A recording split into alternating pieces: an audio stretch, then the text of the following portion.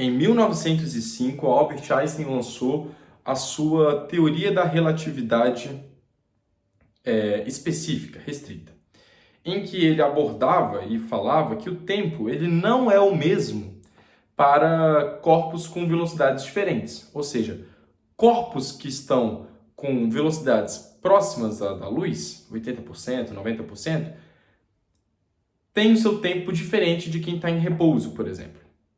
Já dando spoiler, quem anda com uma velocidade perto da luz, o tempo passa mais devagar, enquanto quem está em repouso, o tempo passa mais rápido. A gente vai falar sobre isso daqui a pouco. E o Einstein, então, quebrou com a mecânica clássica, a mecânica newtoniana, que fala que o tempo é absoluto. Vamos entender como que foi esse raciocínio dele. Bom, ele pensou no seguinte: um cara está dentro de um trem, esse trem está se locomovendo com uma velocidade constante, v, e quem está dentro do trem, consequentemente, se locomove com a velocidade v. A pessoa que está dentro do trem, ela observa um fóton, observa a luz subindo, tudo bem? Lembrando que o fóton é a partícula da luz. Então, ela observa um fótonzinho aqui subindo, tudo bem? Subindo até chegar o teto. Tranquilo? Então, o fóton, a partícula da luz, está subindo e aqui o observador que está se movendo com a velocidade do trem, né, que está se movendo dentro do trem, está observando isso. E tem um cara que está de fora observando todo esse movimento.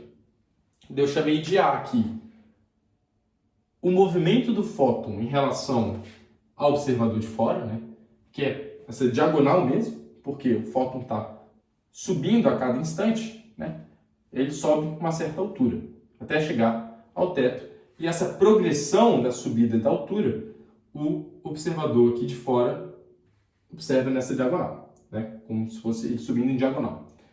Porque ele sobe com a velocidade da luz, aqui, né? Com c, velocidade da luz, e v, a velocidade do trem. Bom, o tanto que o trem andou, eu chamei de z, também em relação ao referencial de quem está de fora. E essa altura b é o tanto que o fóton subiu em relação ao cara que está dentro, observando isso. Isso tudo. Lembrando que esse trem, ele é feito com material que é um espelho, que o cara que está de dentro não consegue ver o que está lá fora, mas quem está fora consegue ver o que está dentro, tá? O Einstein pensou nisso para os cálculos relativísticos encaixarem. Tranquilo? Bom, se a gente subir esse tamanho z para cá, aí vai conseguir perceber que encaixa com a altura e a gente vai montar um triângulo retângulo. A gente monta esse triângulo retângulo com essas trajetórias. Então, um dos catetos é Z, outro cateto é B e a hipotenusa é A. Como subiu perpendicularmente essa luz com uma altura B, aqui é B. Bom, se eu aplicar Pitágoras, né, o quadrado da hipotenusa é igual à soma dos quadrados dos catetos. Então, A ao quadrado é igual a Z quadrado mais B ao quadrado. A gente começa aqui, a nossa brincadeira começa a estudar e analisar o que está rolando aqui. Bom, esse comprimento A é uma distância que a luz percorreu em relação ao cara que está vendo, né, de fora. Então, a gente sabe que deslocamento é igual a velocidade vezes tempo. Então, a gente fala que o A vai ser a velocidade da luz, que é c, vezes a variação do tempo de quem está fora, observando, né? Δt. O B vai ser o seguinte, vai ser a velocidade da luz, c, né? Porque é a velocidade do fóton, é a altura do fóton, vezes a variação do tempo de quem está observando, que eu chamei de TO, né? Delta TO. Quem está observando dentro do trem. E o Z é a velocidade que o trem está andando, vezes a variação do tempo de quem está observando de fora. Porque para quem está dentro, o trem nem está se movendo, né? Como ele não consegue enxergar o que está fora, então ele não tem um referencial, para ele está parado. Né? Como se estivesse no avião. Quando você está viajando no avião, parece que você está parado, mas na verdade você está se movendo. Né? Só que como você não consegue observar as coisas ficando para trás, daí você tem a impressão que você está parado. Tudo bem? Vamos então desenvolver essa relação aqui, substituindo os valores de A, B e Z no Pitágoras. Então, a gente volta aqui e substitui os valores, né? Então eu substituo aqui os valores, vou desenvolvendo a conta, né? Um produto ao quadrado é a mesma coisa que eu multiplicar cada fator ao quadrado, tudo bem? Como eu quero achar a relação entre as variações do tempo de quem está fora do trem e quem está dentro do trem, de quem está em repouso e de quem está se movimentando com uma velocidade v e observando a luz subindo, né? Eu vou isolar o ΔT, né? Então ΔT fica com ΔT e ΔT0 fica sozinho. Coloco aqui ΔT quadrado em evidência e eu divido por c quadrado ambos os lados, né? Passei aqui dividindo c quadrado. Bom, e agora eu vou fazer o seguinte, esse c quadrado sobre c quadrado é a mesma coisa que 1, né? Eu vou dividir em duas frações. Aqui c quadrado sobre c quadrado é 1, menos v quadrado sobre c quadrado, beleza? Vamos então continuar aqui o nosso cálculo. Continuando o nosso cálculo, vai ficar o seguinte, ΔT ao quadrado é igual a ΔT ao quadrado vezes 1 menos v quadrado sobre c quadrado é igual a ΔT0 ao quadrado. Bom, vou tirar a raiz quadrada em ambos os lados. Vai ficar o seguinte, ΔT é igual, vezes, né? A raiz de 1 menos v quadrado sobre c quadrado. Isso é igual a ΔT0. Bom, aí já consegue obter uma relação aqui muito interessante e que já pode concluir algumas coisas. Vamos supor, então, que eu estou aqui parado, tá?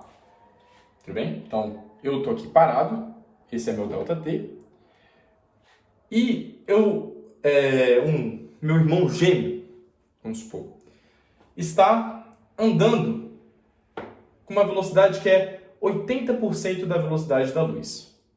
Bom, se é 80% da velocidade da luz, a gente observa que V sobre C é igual a 0,8, né?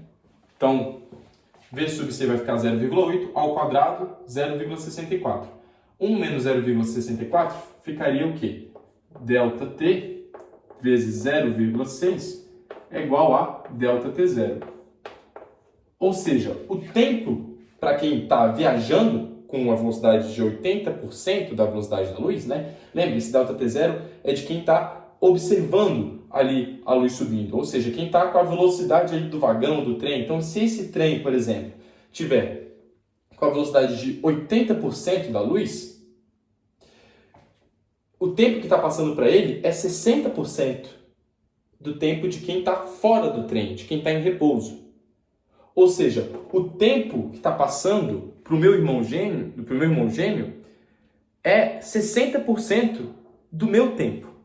Então eu consigo concluir que como ele está andando com uma velocidade muito próxima da velocidade da luz, 80% da velocidade da luz, para ele o tempo passa mais devagar, enquanto para mim o tempo passa mais rápido. Tudo bem? Ou seja, daí eu estou explicando paradoxos dos gêmeos, né? Ou seja, quando esse meu irmão gêmeo chegar, ele vai estar mais novo do que eu. Eu vou estar mais velho do que ele. Por quê? Corpos que andam perto da velocidade da luz, a variação do tempo deles são diferentes. A variação do tempo é diferente. Ou seja, passa mais devagar, enquanto para mim passa mais rápido. E se o corpo chegar na velocidade da luz, o tempo é inexistente. Ou seja, o tempo para corpos que andam exatamente na velocidade da luz é inexistente. Não tem tempo se você andar na velocidade da luz. O tempo deixa de ser uma grandeza porque você está na maior velocidade que a gente consegue medir. Porque, fica c quadrado sobre c quadrado, se a velocidade que você estiver andando for a velocidade da luz, né? Isso aqui dá zero, ou seja, o tempo é inexistente. Isso é algo bem chocante, né? Bom, mas como a gente gosta de estudar, como a gente não consegue chegar na velocidade da luz, a gente aqui observa. Então, vamos isolar esse ΔT. Vai ficar o seguinte, ΔT é igual a ΔT0 vezes 1 sobre a raiz de 1 menos v quadrado sobre c quadrado. Bom, isso aqui é o que a gente chama de fator de Lorentz. Fator de Lorentz. Bom, o que é esse fator de Lorentz? Que a gente chama de gama, né? Então, só para terminar aqui a fórmula da dilatação do tempo, então a dilatação do tempo, ela matematicamente, você pode expressá-la, né, por ΔT é igual a ΔT0 vezes gama. Bom, esse fator de Lorentz é como se fosse um fator de correção por causa da velocidade da luz desse corpo, né? Pensa comigo, como a variação do tempo é relativa, coisas como o comprimento de um corpo também vai ser relativo, né? Como a velocidade é a variação do espaço pela variação do tempo, essa variação do espaço, o comprimento de um corpo também vai depender desse fator de Lorentz, que a gente chama das transformações de Lorentz, que é justamente para você transformar e conseguir mudar em relação ao seu referencial. E a gente fala aqui também, tem a contração de Lorentz, né, que fala que o L, né, que é o comprimento observado, é o comprimento original próprio dividido pelo fator de Lorentz. Daí você tem a massa relativística também, que essa massa vai mudar, né, é a massa própria, né, vezes o fator de Lorentz, e tem outras, o momento, né, então o momento, a quantidade de movimento é gama mv também, porque ganha essa correção do fator de Lorentz. Então, essa dilatação do tempo foi isso que o Einstein elaborou, foi isso que o Einstein pensou e revolucionou a física. Bom, por favor, curta, comente e compartilhe para ajudar a divulgar a ciência no Brasil. Muito obrigado pela sua atenção e até um próximo vídeo.